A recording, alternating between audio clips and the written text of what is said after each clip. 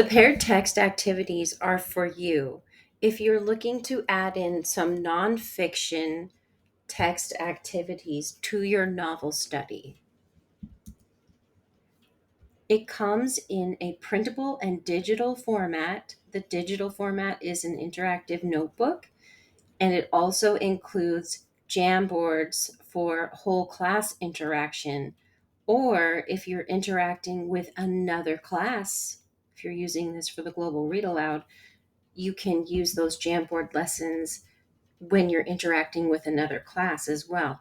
There are 9 different activities to use with nonfiction text, and all of the activities will work with any nonfiction text, either the ones that I recommend or ones that you've chosen yourself, but the activities themselves will work with any nonfiction text and connect the learning from the nonfiction text back to the novel. Headlines is a great activity for having students summarize what they have read, but it also helps them to work on a little bit of knowledge around verbs, strong verbs, present tense verbs, mood, that kind of thing. Um, Three Facts is a great activity if you want to crowdsource some data or have students share data from multiple nonfiction texts. So maybe you have a whole set of different texts about water use, for example, and students won't have enough time to read all of those texts. You can complete this activity and assign students different texts about water use, and then they can all share their data using the bulletin board banner that I have included in this product. Oops. Bridging the gap is a great activity to find out what students know before reading a text, and then they explore the text and share what they have learned afterwards and how their thinking has changed. And there's a Jamboard included with this activity as well that has some really great post activity reflection questions.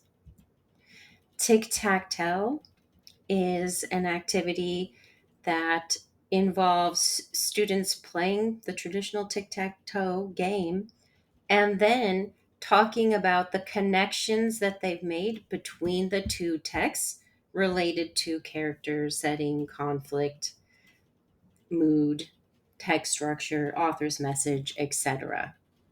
That one also has a Jamboard that goes with it. Word, phrase, sentence. This one is a great one. You can use it digitally or on paper, but you can also use paper hexagons and do the small group instruction task. I have laid out how to do small group instruction with this activity. So if you're using these lessons in a format that I'm sharing here in a second for station rotations or for choice boards or playlists, there's a lot of small group activities, lessons that I've laid out that are in this product so that you can pull small groups and do some small group instruction as well. This is another one that has a small group lesson involved with it. I really like to include infographics whenever I can because it is a type of reading skill that students don't get to work on that much. So the idea behind all of these lessons is to pull in some different types of texts and be working on lots of different standards, not just in the fiction area, the reading and literature, but in the nonfiction reading and analysis area as well. There are some check ins for you to use with students if you're doing the digital version of the lesson. There are posters for station rotations, but there is also a station rotation smaller size poster in the digital notebook as well if you want to list the activities for the week for students to do. There's a week at a glance. There are slides to add in nonfiction videos or even teaching instructional videos. So a lot of the slides are customizable. The printout posters, they come in black and white and color. I would print them in color personally. Station rotation model, and you can edit these to list which activities you want them to do, change the week, change the chapters, change the directions. It's there for you already so you can see a model, but you can change any of those things. But that would be what a station rotation model would look like. If you're doing a playlist type of model with this or that choices, so same type of concept, but they're having more limited choices and they complete fewer activities. And then there is the choice board, which opens it up to any of the activities that I've created in this product. But, I would set a limit of or a minimum amount of projects or assignments for the students to do for the week. And then they can just cross it off on their choice board that they've completed it.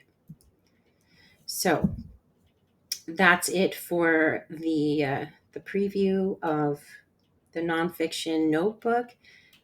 I hope you will get the free things that I've shared on my blog, thebooksom.com.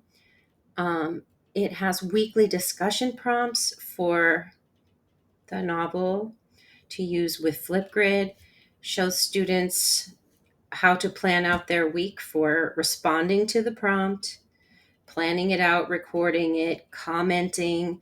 There's a page in there that helps students do quality comments, and then a reflection at the end of the week where they summarize what other people have said and reflect on how their thinking has changed. And then the last thing is there's another bulletin board banner if you want to use the beautiful artwork that was made by my daughter to create a bulletin board. There's an additional bulletin board banner to highlight students' amazing work during your novel unit.